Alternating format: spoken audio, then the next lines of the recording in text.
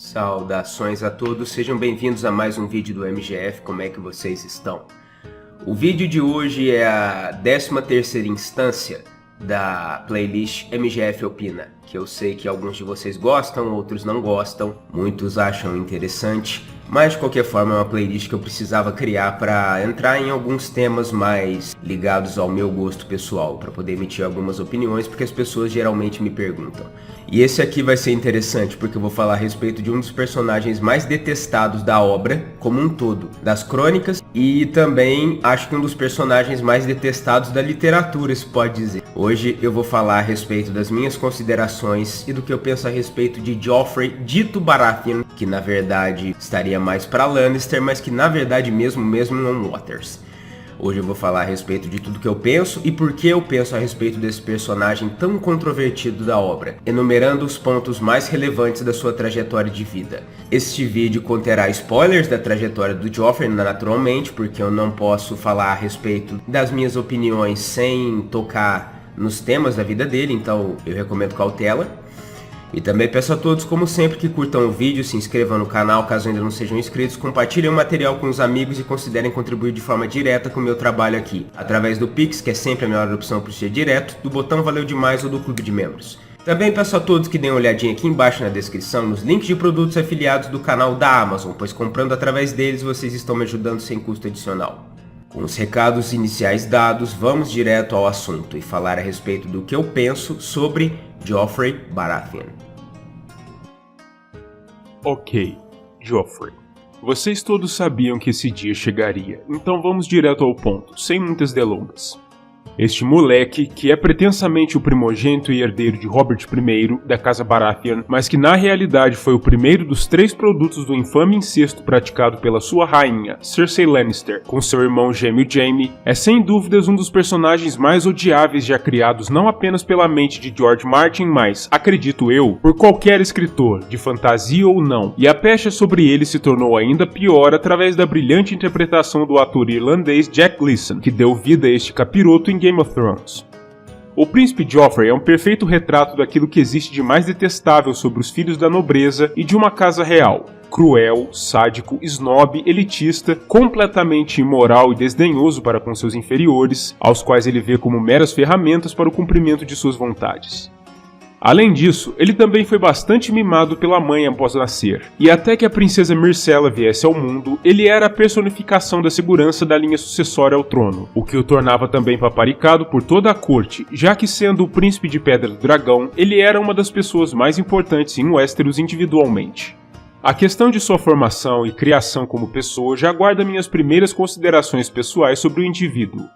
Ainda que ele não seja culpado por ter sido criado em um ambiente de mimo extremo e de grandes privilégios, e nem da veia cruel que já manifestava desde tenra idade, cuja origem até hoje é desconhecida, mas que pode ter algo a ver com o fato de ele ser um produto de uma relação incestuosa, não quer dizer que suas práticas mais tarde em sua vida possam ser passíveis de perdão, pois ainda que o rapaz fosse cruel, ele não era louco, ao menos até onde se sabe, e era assim plenamente consciente de tudo o que fazia. Outro ponto que provavelmente teve grande influência na trajetória de Joffrey ao longo de sua história foi sua relação com o homem a quem ele via como seu pai. O rei, naturalmente, não sendo um homem que apreciava a crueldade arbitrária, se sentia francamente desapontado com seu herdeiro, e não tinha por ele nenhum apreço especial, enquanto Joffrey, por sua parte, sempre tentou angariar o apreço do pai, embora tenha conseguido o exato oposto com atos como a instância em que, curioso para saber como funcionava in loco a gravidez de um gato doméstico, retalhou com uma faca o bucho de uma gata prenha da Fortaleza Vermelha e ainda mostrou os filhotes ao pai, gesto que apenas serviu para lhe render uma surra que quebrou 2 de seus dentes. Essa parte, aliás, é uma passagem engraçada da obra, pois é o primeiro registro de um momento em que este merdinha teve o que merecia. Bravo, Robert. O segundo momento relevante ocorrido com este pivete se deu já em Winterfell, durante o primeiro livro, quando ele, demonstrando como sempre sua impressionante falta de noção de simpatia diante da queda de Bran Stark de uma torre, desdenhou da dor de Lady Catelyn, além de afirmar que não precisava prestar seus respeitos aos Stark pelo ocorrido. A questão é que seu tio, o anão Tyrion, não pensava da mesma forma, e respondeu às falas do sobrinho de maneira francamente satisfatória. deu-lhe logo 2 tabefes no meio da face, para que o pequeno demônio calasse a boca, marchasse até Lady Stark e prestasse seus respeitos e afirmasse, ainda que não fosse verdade, que estava à disposição caso fosse necessário. Esse momento é altamente catártico para todos nós nos livros e, surpreendentemente, se tornou ainda melhor em Game of Thrones, algo que não afirmo com muita frequência, pois Peter Dinklage soube dar vida a este momento exatamente da forma como nós, fãs, ansiávamos em ver. De certo modo, pode-se dizer que aqueles tapas do anão representaram o desejo de muitos leitores e espectadores e, de certo modo, é como se nós mesmos tivéssemos estapeado esse pequeno arrombado. O próximo evento digno de nota na vida de Joffrey aconteceu quando a comitiva real retornava para a capital, quando pararam na altura da fortaleza de Darry, nas terras fluviais, e o príncipe decidiu levar sua prometida, Sansa Stark, para uma volta pelos campos. Às margens de um lago, eles se depararam com a irmã de Sansa, Arya, treinando em armas, por assim dizer, com um amigo plebeu chamado Mycah, e Joffrey, como bom filho da que era, resolveu se mostrar para sua prometida, demonstrando também toda sua capacidade potencial para ser um belo de um arrombado, desembainhando sua espada verdadeira, Dente de Leão, que apesar de pequena era feita de bom aço forjado em castelo, e desafiando Mycah a enfrentá-lo, dando a entender que ele, como um plebeu, não tinha direito de estar treinando como se fosse tão bom ao ponto de poder se tornar um cavaleiro um dia. O rapaz plebeu obviamente estava temeroso e não estava disposto a enfrentar o príncipe dos Sete Reinos, ainda mais por um motivo tão torpe, mas Joffrey o forçou, e o embate desigual apenas foi freado pela intervenção de Arya e de sua loba gigante, Nymeria, que atacaram o príncipe antes que ele pudesse ferir Mycah, arrancando sua espada de sua mão e atirando-a ao lago, e fazendo-o cair no chão, choramingando como uma criança. Mais um momento catártico e, francamente, bem feito. Mais tarde, naturalmente, a questão foi levada ao conhecimento da corte, pois o príncipe se feriu com alguma gravidade na mão mordida pela loba, o suficiente para gerar ali uma cicatriz no futuro. E quando o rei exigiu dele e de Arya que lhe revelassem toda a verdade dos fatos, cada um contou uma versão do ocorrido, e a versão de Joffrey era, surpresa, surpresa, uma mentira deslavada.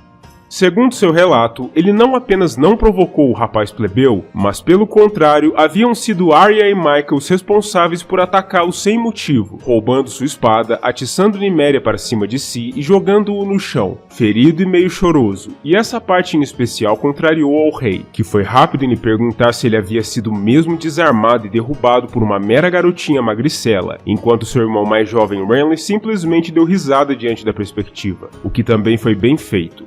Qualquer nível de humilhação a esse pequeno soberbo é bem merecido.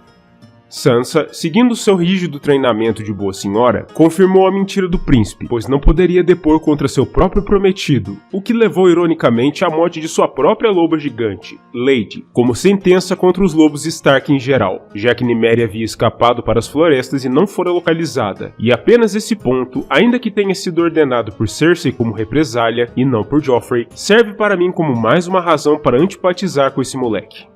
Mas se você pensa que isso já é suficiente para pintá-lo como um personagem terrível e maligno, calma, que ainda vai piorar.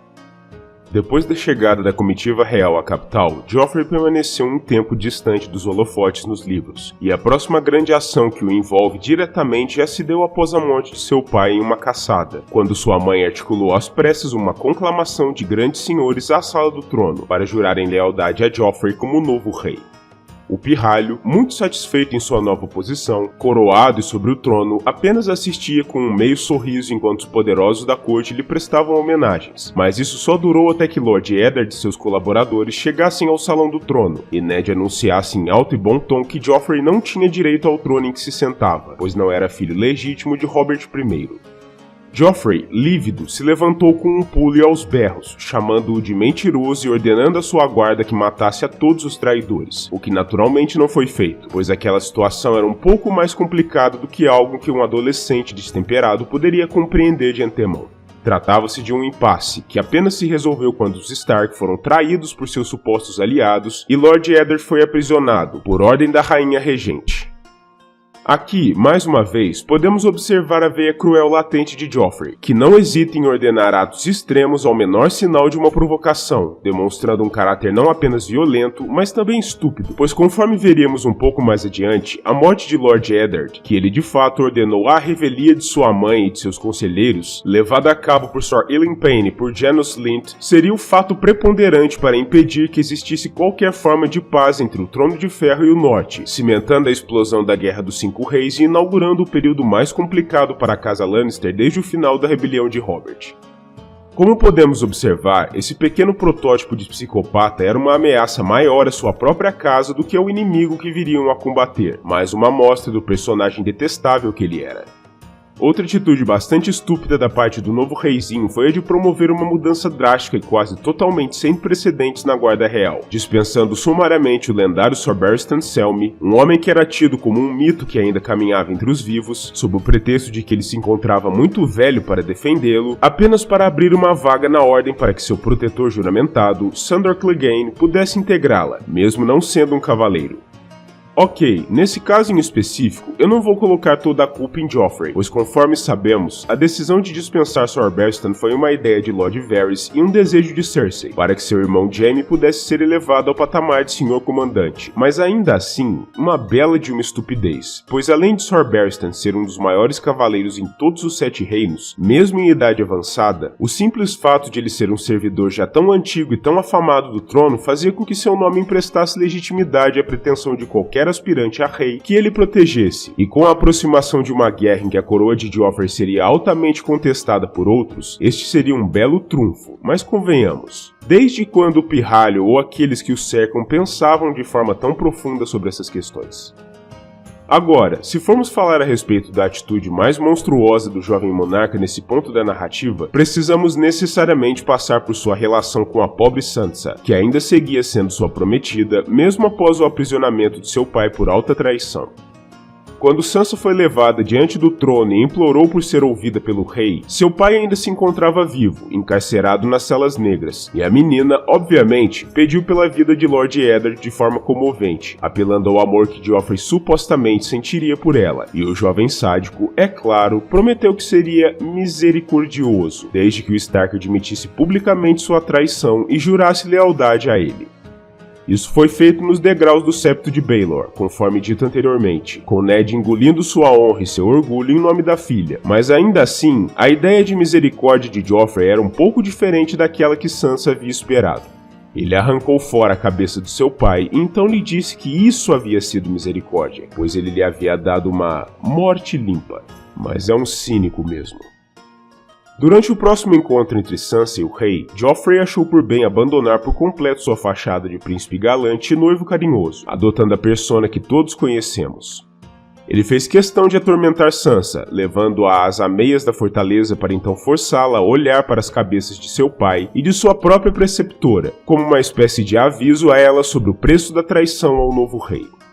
Ele então anunciou que iria lidar da mesma forma com seu irmão mais velho Robb, que agora era um traidor por não lhe ter jurado fidelidade, e quando Sansa lhe respondeu de forma condescendente, Joffrey se retraiu, se lembrando de que sua mãe o havia instruído a nunca bater em uma mulher, obviamente por conta de suas próprias experiências anteriores com o rei Robert, mas então ordenou que seus cavaleiros juramentados a espancassem e abusassem em seu nome, para supostamente ensinar a ela uma lição. O único de seus subordinados que estava isento disso era Sandor Clegane, por algum motivo, e Sir Meryn Trant, por outro lado, era escolhido com particular frequência para essa função. O próximo acontecimento que demonstra a veia cruel de Joffrey nos veio já do pequeno torneio organizado na capital para celebrar o dia do nome do rei, quando um dos cavaleiros que deveriam justar, Sir Dontos Hollard, o Vermelho, apareceu no terreno das listas bêbado e sem calças, algo que Joffrey interpretou como uma ofensa pessoal.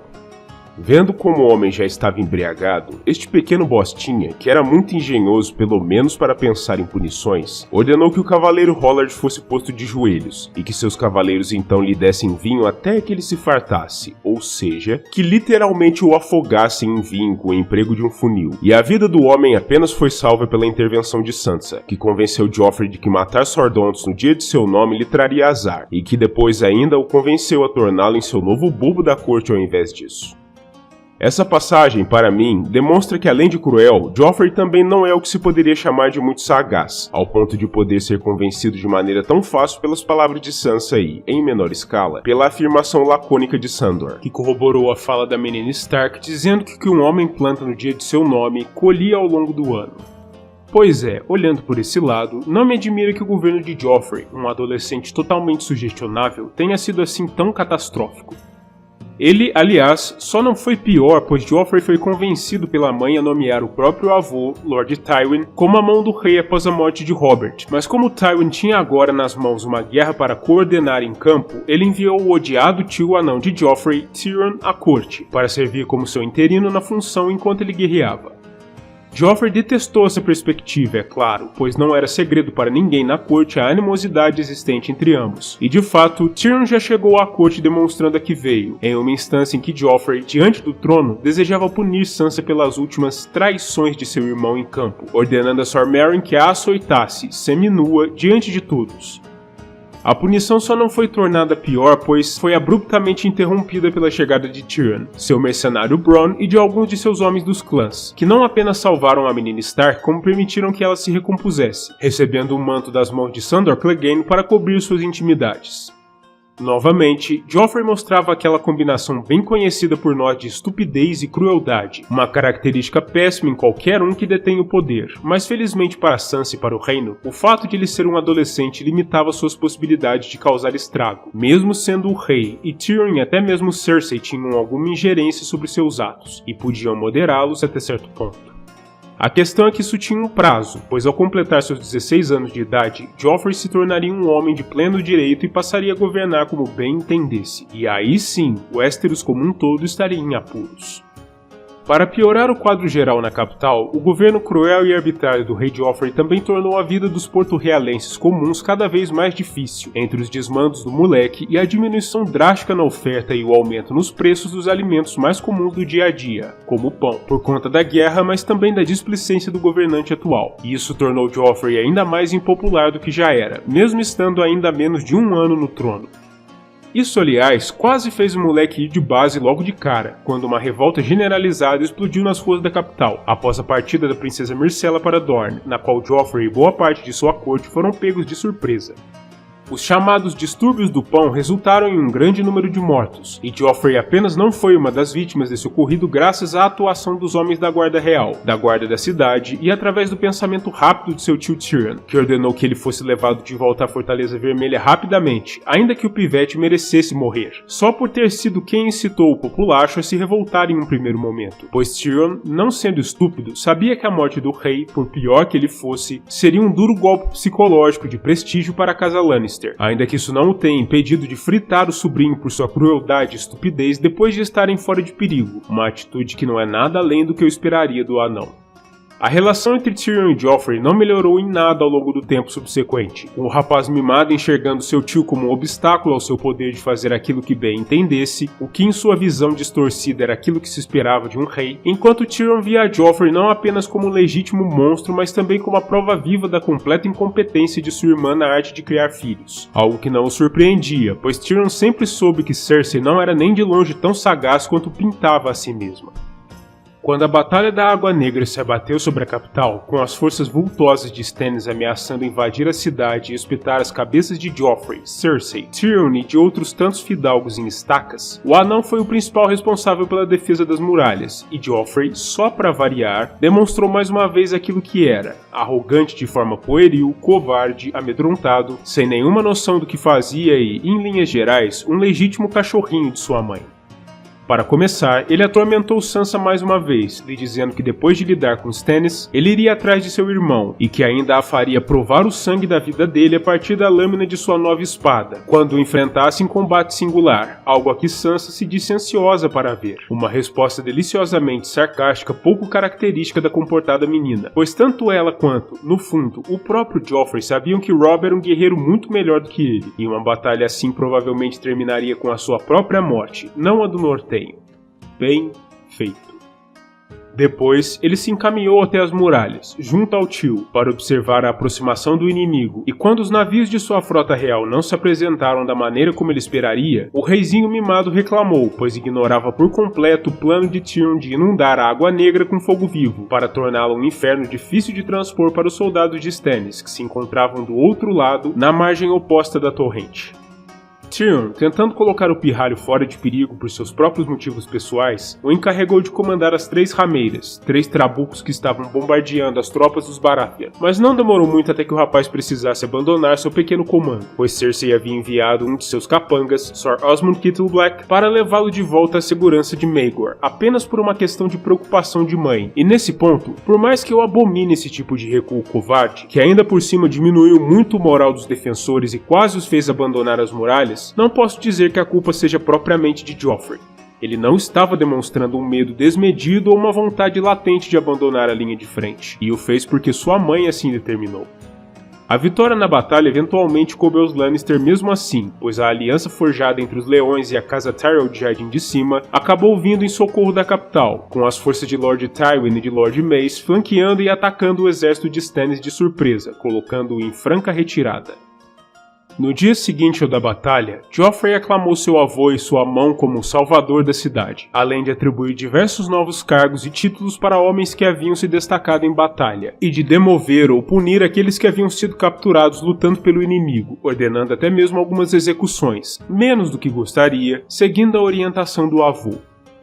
Ele também aproveitou a cerimônia para ouvir a Sir Garland Tyrell, que propôs o casamento entre o rei e sua irmã Marjorie, para sacramentar a união de suas casas, e quando Joffrey foi informado pelo Alto Septão de que a traição de Lord Stark o desobrigava de sua promessa de casamento com Lady Sansa, ele se disse encantado com a proposta e se tornou o noivo de Marjorie dali em diante.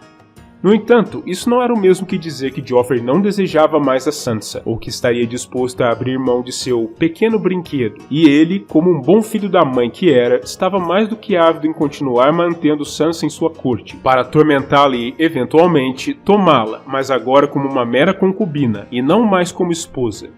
Simplesmente um rato sujo. O plano cruel do garoto permaneceu inalterado mesmo quando se anunciou o casamento de Sansa com Tyrion, às pressas, para impedir que a menina caísse nas mãos dos Tyrell. Joffrey, segundo suas próprias palavras durante a cerimônia, ainda pretendia ter ela em sua cama, mesmo sendo ela agora sua tia por casamento, e mesmo com ele próprio estando prestes a se casar com Marjorie, pois na visão desse pequeno monstro, um rei poderia fazer e ter aquilo que bem entendesse, o que é na minha visão uma péssima forma de encarar o papel de um monarca. Afinal de contas, reis cruéis e inconsequentes são sempre muito mais passíveis de serem derrubados e de angariarem um grande número de inimigos. Nesse sentido, aliás, na mesma cerimônia, um Tyrion profundamente embriagado ficou farto de ouvir Joffrey dizendo que continuaria a atormentar Sansa, independente do fato de ela agora ser sua parente por casamento, o que o levou a ameaçar castrá-lo na frente de toda a corte, e o rapaz, naturalmente, queria vê-lo punido por isso, mas Lord Tywin tratou logo de pôr panos quentes sobre o assunto, argumentando que Tyrion já se encontrava fora de si. Quando as notícias sobre o infame casamento vermelho e sobre as mortes de Robb e Catelyn Stark chegaram à fortaleza, Joffrey só faltou mesmo dar pulos de alegria.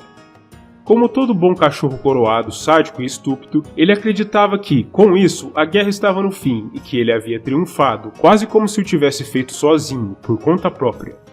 Mais uma vez, ele demonstrou todo o seu tato diante do conselho, ordenando ao grande mestre Pycelle que enviasse a Lord Frey uma resposta à sua mensagem, ordenando-o que enviasse a cabeça cortada de Robb para a corte, pois ele tinha planos de servi-la em uma bandeja à pobre Sansa durante seu banquete de casamento, o que mais uma vez gerou um entrevero com Tyrion, que ficou ultrajado com essas palavras e o contestou.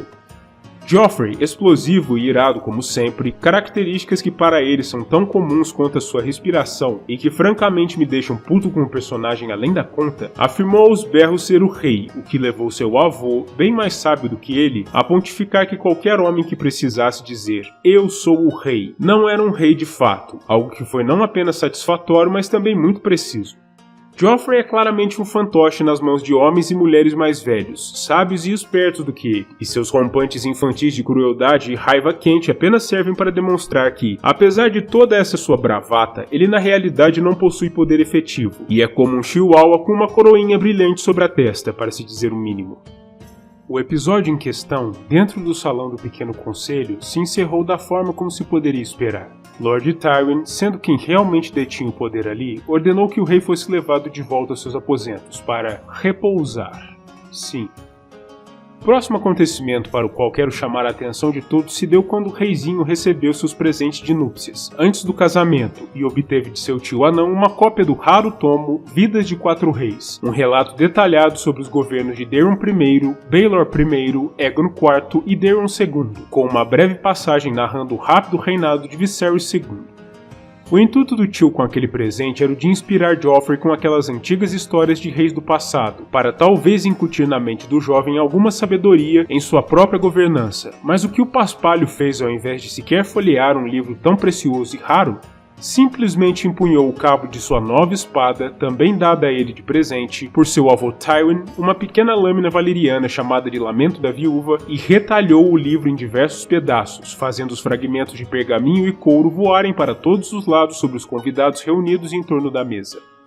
Ele não fez isso por um motivo de revolta contra a temática do livro ou algo parecido, entenda-se, mas tão somente para testar seu novo brinquedinho e, ao mesmo tempo, para demonstrar todo o desprezo que sentia pelo tio anão, destroçando a obra que ele sabia lhe ser muito cara, uma obra que Joffrey, francamente, provavelmente jamais leria de qualquer modo. Esse é apenas mais um dos motivos pelos quais eu odeio intensamente esse pequeno merdinha, pois além de todo o restante envolvido, ele é culpado por um crime que é, ao meu ver, simplesmente monstruoso. Destruir conhecimento de maneira voluntária e proposital, obliterando uma das pouquíssimas cópias da obra que ainda existiam nos reinos. Simplesmente um sacrilégio.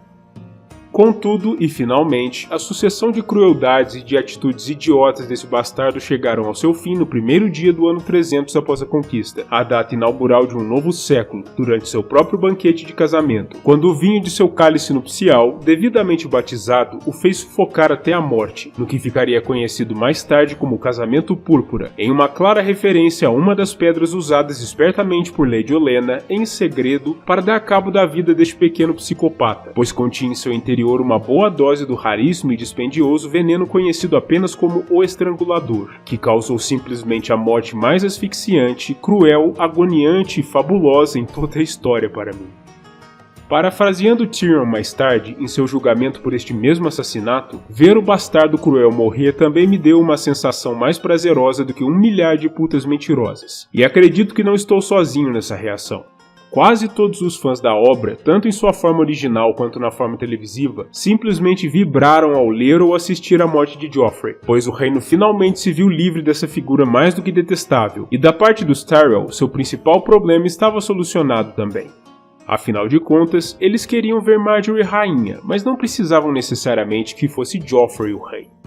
E terminando com um comentário pessoal já bastante contido, mas nem por isso menos verdadeiro, se fudeu, moleque. E aí está, essas foram as minhas considerações, as minhas opiniões devidamente explicadas a respeito deste pequeno psicopata, desde o seu nascimento até a sua tão satisfatória morte. Agora eu gostaria de ouvir as opiniões de vocês a respeito do personagem e das opiniões que eu emiti aqui. O que vocês acham a respeito de Joffrey Baratheon? O que vocês acham a respeito da sua trajetória de vida, das suas atitudes, a maioria delas negativas, diga-se, e o que vocês pensam a respeito do moleque de maneira geral? Escrevam aqui embaixo, o espaço dos comentários é de vocês. Eu peço mais uma vez que curtam o vídeo, se inscrevam no canal, compartilhem o material com os amigos e considerem os meios diretos de contribuição com o trabalho que eu expliquei mais cedo. Além de darem uma olhada aqui embaixo na descrição nos links de produtos da Amazon afiliados ao canal. Também peço a todos que deem uma olhadinha aqui embaixo na descrição e no primeiro comentário fixado o link do meu segundo canal, a Omnipédia, que tem a mesma pegada aqui do MGF, mas onde eu aproveito para falar de temas mais amplos ligados às humanidades de maneira geral. Eu agora estou trabalhando em uma série de vídeos aqui para o MGF, mas em breve eu volto para lá e o próximo tema já está enganchado inclusive. Então fiquem ligados, se inscrevam por lá e deem uma olhadinha no acervo, já tem lá 9 vídeos publicados, então já tem alguma coisa para vocês conferirem, demorou? Eu agradeço a todos mais uma vez pela audiência, pela paciência e pelo interesse naquilo que eu faço e verei a todos novamente no próximo vídeo do canal, ou então lá na Omni para aqueles que forem se inscrever. Demorou? Um grande abraço a todos e valeu!